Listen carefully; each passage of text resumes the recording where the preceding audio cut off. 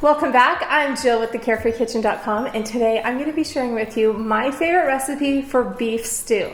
Now, this beef stew is one that my mom has made for years and years. It's filled with lots of big chunks of hearty beef and then loaded with vegetables. So if you love beef stew and you're wondering how to make this super simple, easy recipe, follow along. Okay, before we get started, be sure to like, subscribe, and follow me here, and I'll show you all kinds of fun and easy recipes that your family will love.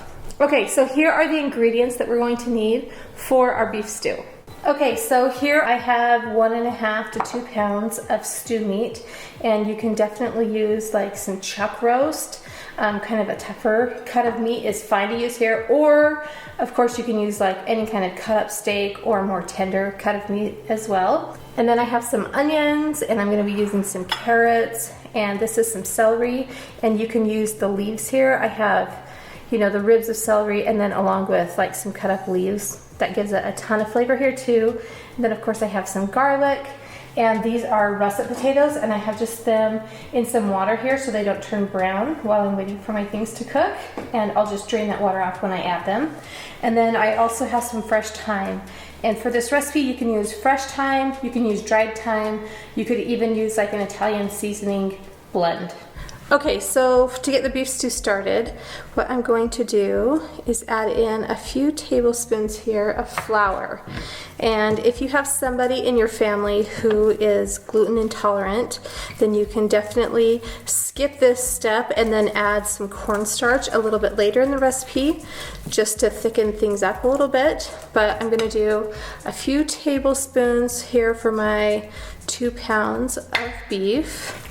And I'm going pretty heavy on the beef on this one, but you can definitely go a little bit lighter too. Okay, and then to get started, I'm just going to put a few tablespoons of olive oil into my Dutch oven here, and we're going to let that warm up. And to this meat, I'm going to add probably about 2 teaspoons of salt. We want this to be really well salted. And then also, we're going to add some pepper in, probably about a teaspoon of pepper, maybe a half a teaspoon of pepper, and just mix this all in. And then the first thing we're going to do is we're going to brown our meat here. And I'm just going to put that into the bottom of the pan, and you want to be sure and allow room between the pieces of roast here.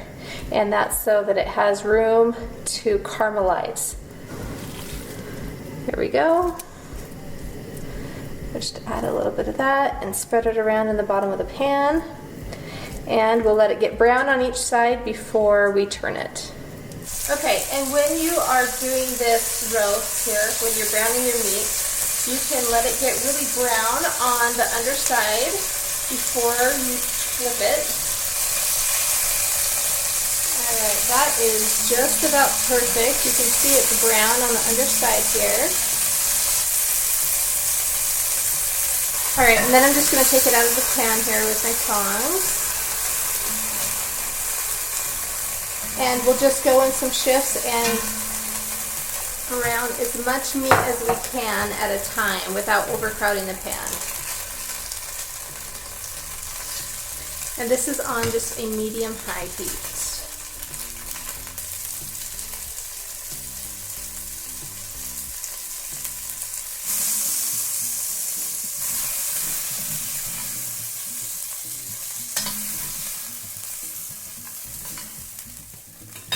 So now you can just set that browned meat aside, and to my pan I'm going to add a large diced onion, and then also just about a half a cup of water, and this is going to help the pan deglaze on the bottom and get all of those nice little flavorful bits that are on the bottom of the pan. So you want to bring those up and cook the onions at the same time.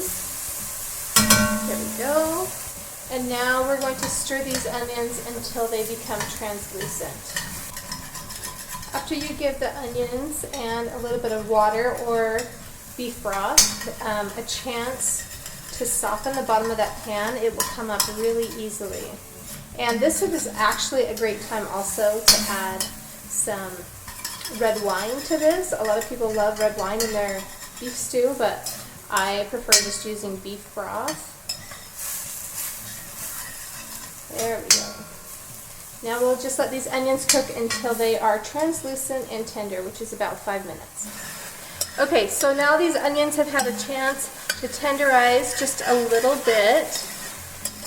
I'm going to add in about a tablespoon of minced garlic.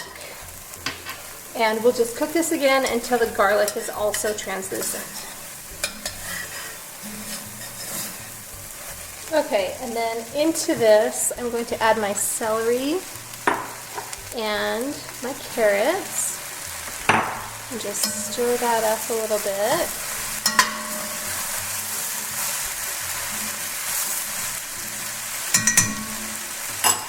And then I'm also going to be adding some thyme, and I need about a tablespoon of thyme. And if you don't have thyme on hand, you can use some Italian herbs, that would be fine. You can also use dried herbs, that's okay. I have fresh thyme in my fridge, so that is definitely going to give you the most flavor. And with thyme, what you want to do is just grab the end of it, and then you'll gently pull the leaves, pulling down on the stem, and it will take the leaves right off. And then I'm just going to use a little knife here and cut it. And also, if you don't want all this thyme in there, you could just put the sprigs in and then take them out when you take the bay leaves out too. But I just really love all of this thyme flavor.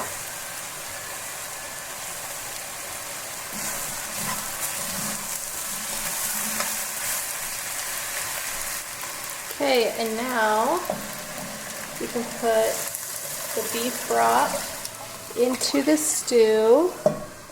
And I've got some little bits of my beef broth in here. I'm just going to add those in.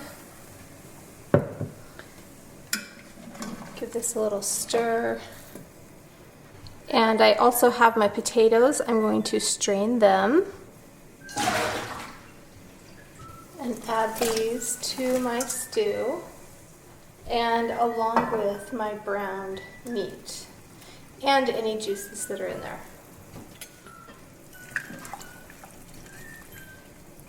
We are just going to give that a quick stir. There we go. And I've added quite a bit of potatoes and beef to mine, so you can definitely add another cup or two of beef broth to this. All right, and there's a couple last minute additions. We are going to add in about 2 tablespoons of Worcestershire sauce. And this is just going to add a ton of depth to our stew.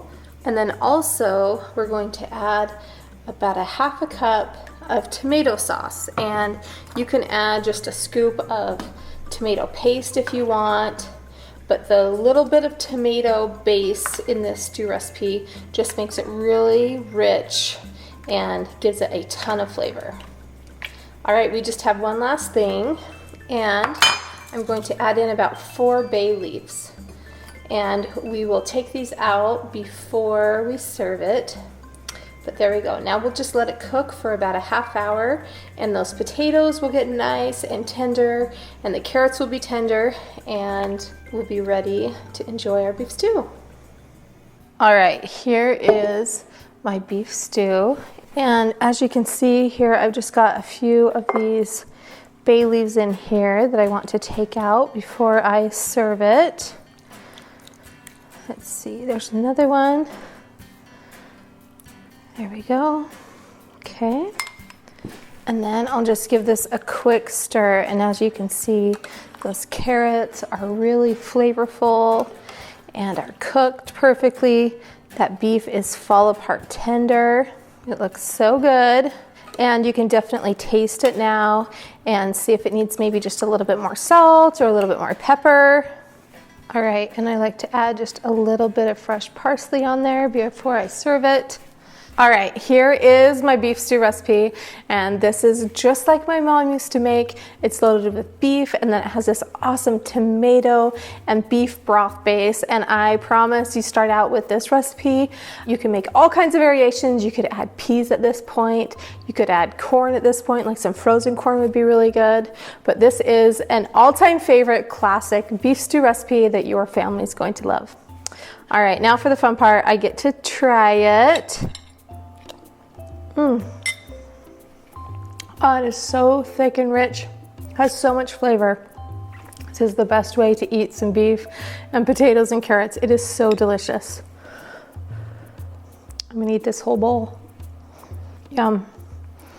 All right, guys, thank you so much for watching this episode of the Carefree Kitchen. Be sure to like, subscribe, follow me here, and I will show you all kinds of fun and easy recipes that your family will love. Thanks again for watching, and we'll see you next time.